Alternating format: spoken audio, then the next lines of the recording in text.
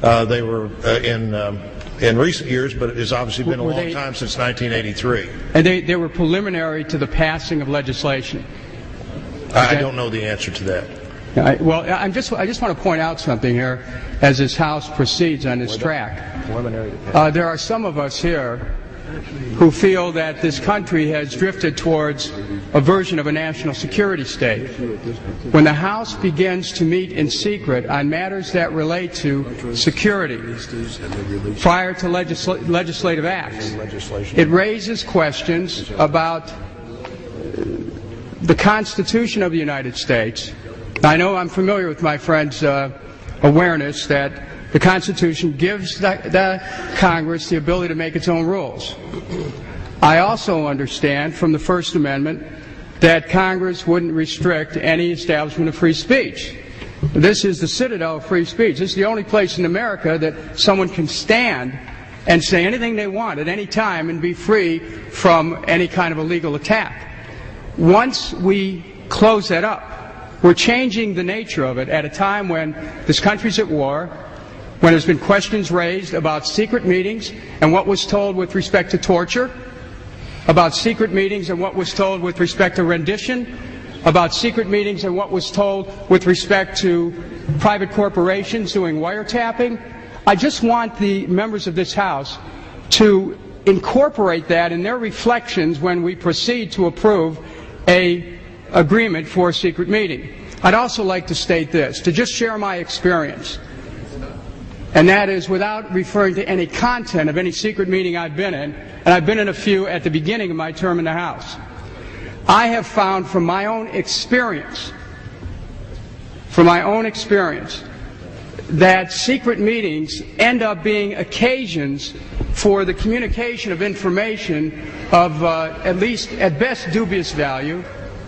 Now, and I could point to individuals, at least one individual who's sitting in this chamber right now, who when we had a secret meeting right after 9/11, walked right down that aisle and, uttered a famous barnyard expletive after we were being briefed in a secret meeting by a member of the administration. Some of you were there at the time to remember. So I'm just communicating a concern here about the path we're going down.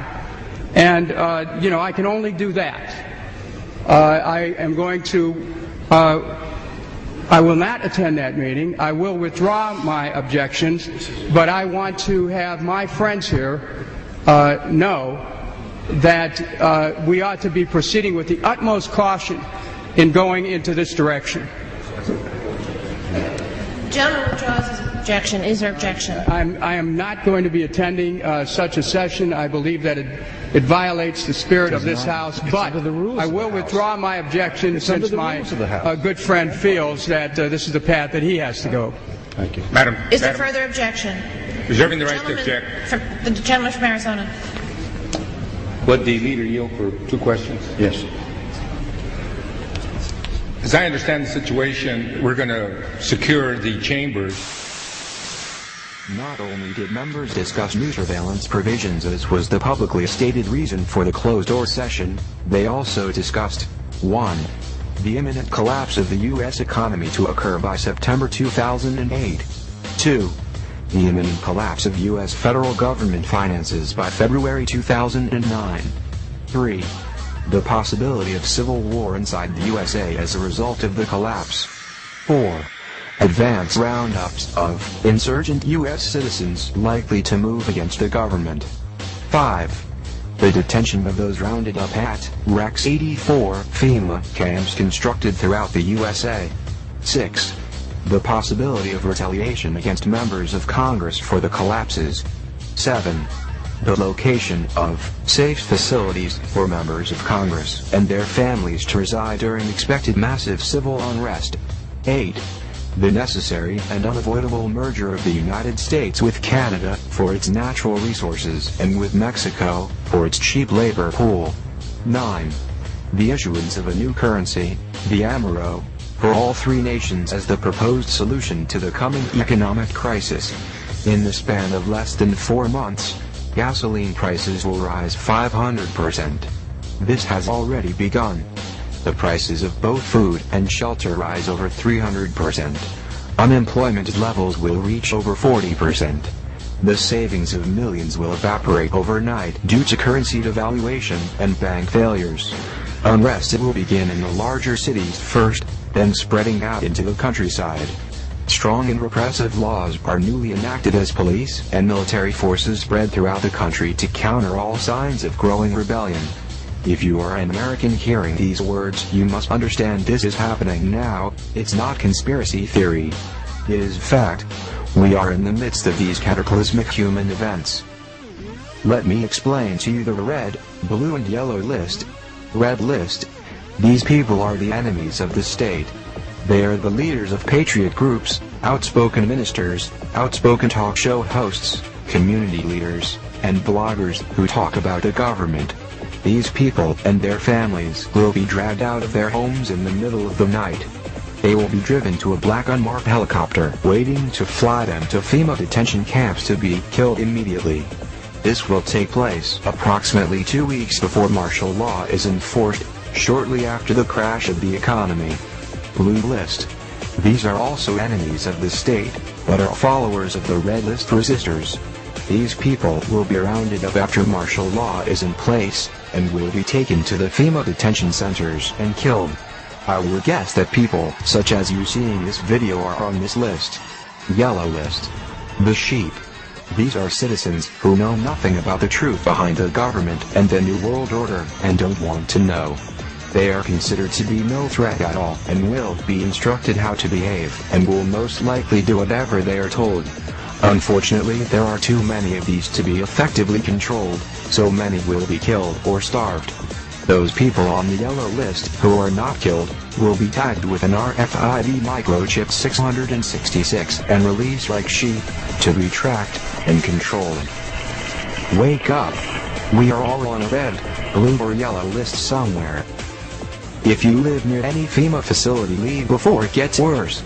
Prior knowledge about events soon to occur have saved millions over the past century, allowing them to flee the most dangerous areas ahead of time, and when they still could. Not everyone that can leave will leave. History has taught this lesson well, especially to the almost complete annihilation of all the Jewish peoples in Europe during World War II in similar camps. We are now facing the imminent dangers of collapsing economies and currencies, and the subsequent dictatorial regime that will inevitably follow. These are only the beginning of the hardest questions you will ever have to ask of yourself and your family. These are also questions that have already been asked and answered by those who have faced what you are facing now. You have a rare choice before you now. First choice.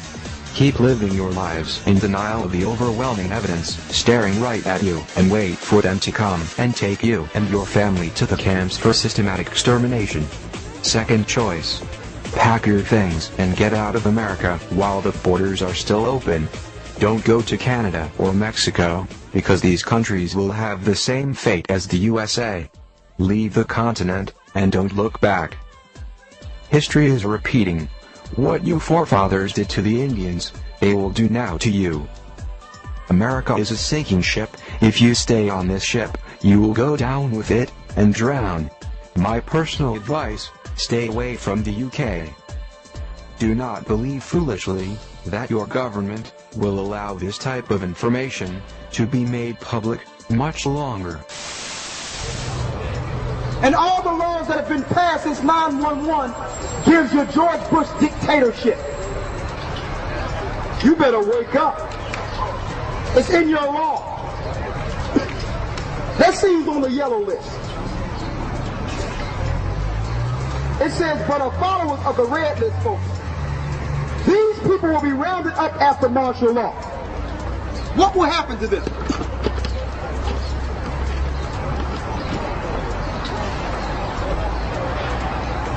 They will be rounded up when martial law is in place and will be taken to the detention centers and re-educated.